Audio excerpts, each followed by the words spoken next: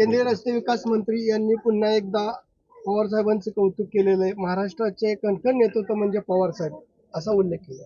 गडकरी साहेब आणि आदरणीय पवार साहेब आमच्या कुटुंबांचं ऋणानं बंद गेले 30-40 वर्षाचे, कदाचित जास्तच पण कमी नाही.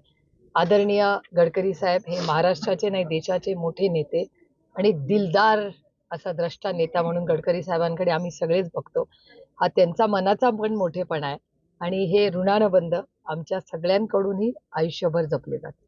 आज बच्चू कडू आणि पवार साहेबांची भेट झाली अमरावतीमध्ये आणि एकनाथ शिंदेंनी जर वेगळा विचार केला तर आम्ही वेगळा विचार करू असं बच्चू कडू म्हणाले.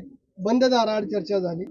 भविष्यात वेगळं चित्र दिसेल. त्याला जोडून दुसरा प्रश्न, विजय वडेट्टीवार म्हणतात 10 जानेवारीला दुसरा मुख्यमंत्री पाहायला मिळेल. एक तर बंद दाराच्या मागे जर चर्चा झाली असेल तर मग आपल्याला कसं कळणार काय झाली, त्याच्यामुळे ते मला माहिती नाही. आणि अपात्रतेचा काय निर्णय होईल त्याच्यावर पुढचं काय ते धोरण ठरेल.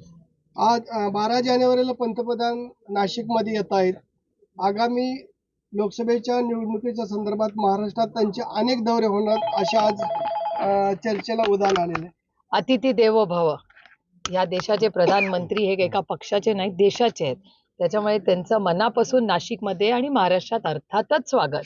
आणि मी एवढीच अपेक्षा करीन की नाशिकमध्ये आल्यावर कांद्याच्या आमच्या शेतकऱ्यांचं जे दुःख आहे ते माननीय प्रधानमंत्र्यांपर्यंत पोहोचेल आणि त्यांनी त्यांच्या सरकारने जो कांद्याच्या निर्यातीबाबत जो चुकीचा निर्णय घेतलाय त्याचा फेरविचार करून आमच्या कांद्याच्या शेतकऱ्यांना न्याय प्रधानमंत्र्यांनी द्यावा एवढीच आमची अपेक्षा. अयोध्येचं राम मंदिर लोकार्पण सोहळ्या संदर्भात सोहळा होतोय आणि संजय राऊत असं म्हणतायत की हा निवडणुकीपुरता जुमला आहे. आपलं काय मत? माझं असं मत आहे की राऊत साहेब जे म्हणतायत की हा राजकीय विषय नाही, हा आस्थेचा विषय आहे. प्रभू राम हे या देशाचे फक्त नाहीत जगात लोक त्यांचे भक्त आहेत. आणि आम्ही तर रामकृष्ण हरी जन्मापासून विठ्ठलाचं नाव घेताना रामकृष्ण हरी ही महाराष्ट्राची संस्कृती आहे. त्याच्यामुळे आपल्या सगळ्यांसाठी जो मराठी माणूस आहे त्याला ह्या सगळ्या गोष्टी काही नवीन नाहीत. ती आपली संस्कृतीचा अविभाज्य भाग आहे. आपण हरिमुखे म्हणा म्हणतो आणि रामकृष्ण हरी राम राम ही तर महाराष्ट्राची संस्कृतीच आहे. आज काँग्रेसची सभा होती, कसं बघता या सभेकडे? राहुल गांधी देखील आलेला आहेत. एक प्रकारे असं म्हणता येईल का रणशिंग फुटले लोकसभेचं? नाही, लोकशाही ऐके ना या देशामध्ये. आता आम्हाला सभा घ्यायला पण अडचणी व्हायला लागल्या या केंद्र आणि महाराष्ट्राच्या सरकारला असं दिसतंय. आम्हालाही 30 तारखेला परवानगी द्यायला आमच्या आक्रोश मोर्चाला प्रचंड त्रास देण्यात आला. या गोष्टी होतील, लढेंगे.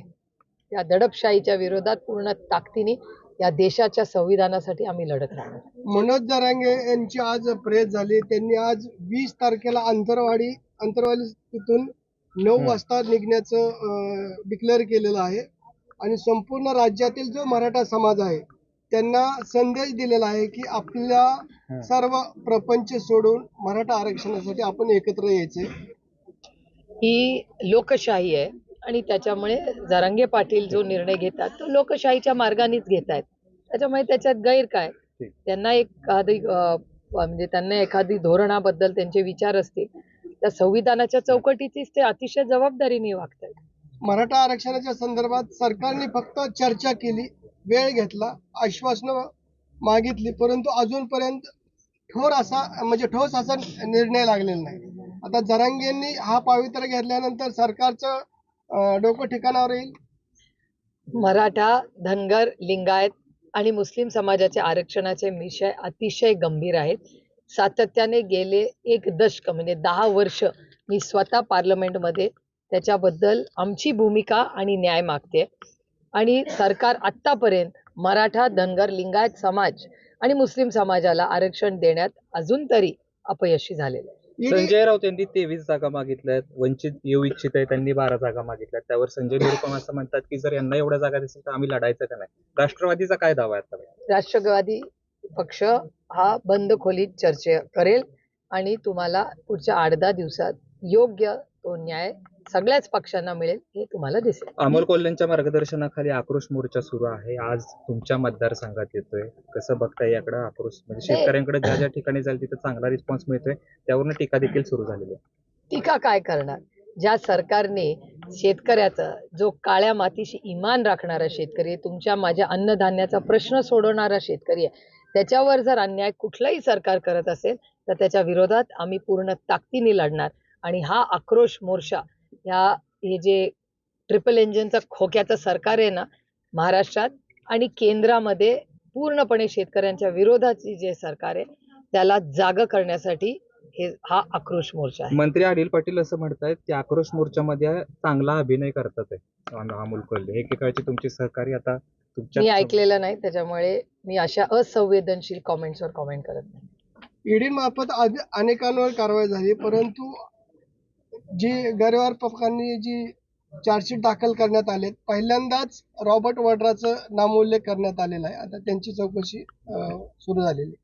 इलेक्शन जवळ झालेलं आहे, प्रियांका गांधी ऍक्टिव्ह झालेले आहेत, त्याच्यामुळे तुम्हाला माहिती आहे आईस, इन्कम टॅक्स, सीबीआय आणि ईडी वॉशिंग मशीनला नाही म्हणाला तर तुमच्यावर काहीतरी केस होणार. हे उभ्या महाराष्ट्राने नाही देशाने पाहिलेलं आहे.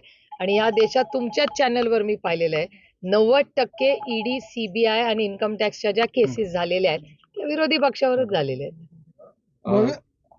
2019 साली ज्या पद्धतीनं ईडीचा वापर केला गेला असा आरोप तुम्ही केला गेला, यंदाच्या आरोप मी नाही केला, डेटा स्पीक्स. तुमच्याच चॅनलवरती सगळा डेटा आलेला आहे, त्याच्यावर मी बोलते. 2024 साली पण असंच काही होऊ शकतं असं वाटतंय? शक्यता नाकारता येत नाही.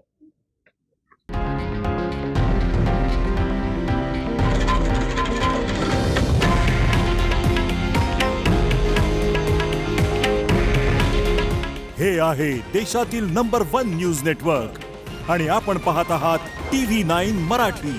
काळजी तुमची, हित महाराष्ट्राचं.